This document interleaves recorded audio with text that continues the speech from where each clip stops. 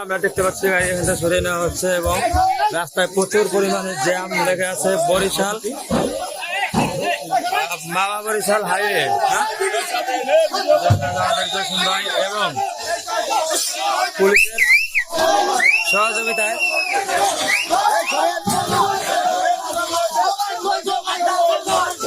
এবং একটি গাড়ি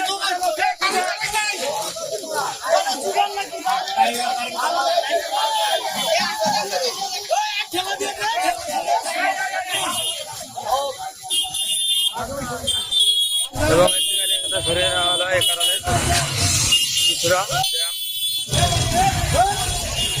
কমানো সম্ভব হবে এবং আস্তে আস্তে জ্যাম থাকবো না। সবচেয়ে বেশি ভয়াবহ পরিস্থিতি এটা গাছের সাথে লাগার কারণে এবং